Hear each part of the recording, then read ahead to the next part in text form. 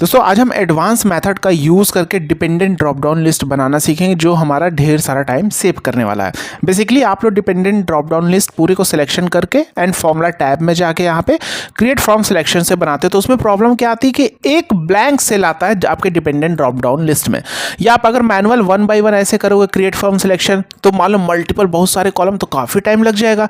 तो हम पूरा ऐसे सिलेक्शन करेंगे और एक्स्ट्रा स्पेस किसी में नहीं आएगा, ब्लैंक सेल नहीं आएगा। अगर एचआर डिपार्टमेंट सेलेक्ट किया है, कोई सा भी सिलेक्ट किया, देखो एडवांस मेथड मैं यहाँ पे फॉर्मूला जनरेट कर रहा हूँ इसके बेस पे, राइट। तो मैंने फॉर्मूला सबसे पहले लिया ऑफसेट। ऑफसेट में पूछा रेफरेंस, और रेफरेंस क्या होना चाहिए? डायनेमिक। अगर एचआर सेलेक्ट करूँ तो एचआर का रेफरेंस ले, फाइनेंस यहाँ पे डिपार्टमेंट में सेलेक्ट करूँ तो फाइनेंस का रेफरेंस ले। तो इसको डायनेमिक बनाने के लिए हम यहाँ पे फॉर्मूला कौन सा लेंगे? Index formula. क्या लेंगे? इंडेक्स।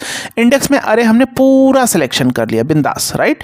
पूछा रो नंबर, रो नंबर में डाल दिया 1 क्योंकि भाई पहला रो ही रेफरेंस है हमारा होगा, राइट।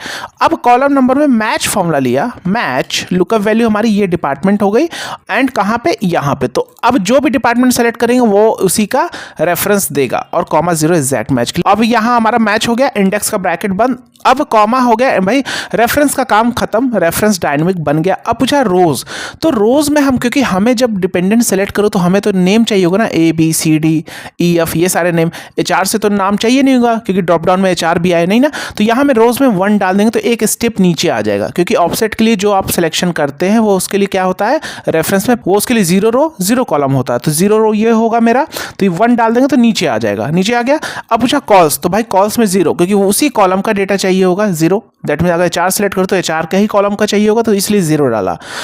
अब पूछा हाइट, अब हाइट को देखो मेन हमारा कंसर्न डायनेमिक हाइट को कैसे करेंगे कि भैया हाइट अगर जितना इसमें रोज डेटा उतना हाइट ले, यानी 1 2 3 4 तो 4 ऑटोमेटिक यहाँ पे आ जाए, हाइट में 4 ऑटोमेटिक आ जाए। इसमें 1 2 3 4 5 6, तो जब मैं सेल्स डिपार्टमेंट सेलेक्ट करूँ यहाँ पे तो 6 ऑटोमेटिक आ जाए। इसको डायनेमिक बनाने के लिए हम काउंटे फॉर्मूला ले लेंगे।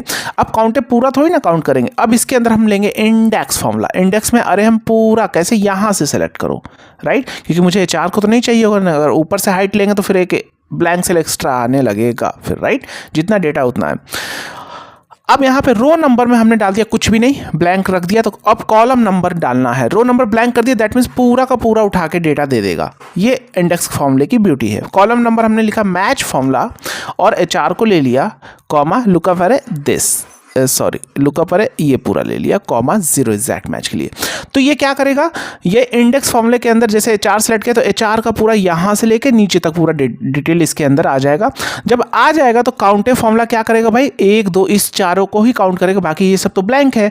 इस तरह फाइनेंस सेलेक्ट करेंगे तो फाइनेंस के यहाँ से यहाँ तक आ जाएगा। तो हाइट के लिए डायनेमिक हो गया मेरा, ब्रैकेट बंद इंटर, और जस्ट आप देखो ये आ गया। इसी फॉर्मूले को सिंपल कॉपी कर लो और यहाँ पे जाओ और डेटा टैब पे जाओ और यहाँ पे डेटा वैलिडेशन लिस्ट, और इसी फॉर्मूले को मैंने पेस्ट कर दिया, जस्ट ओके। और आप देखोगे ABCD, अगर मैं डिपार्टमेंट कोई फाइनेंस लेता हूँ तो आप देखोगे फाइनेंस का M तक आ रहा है।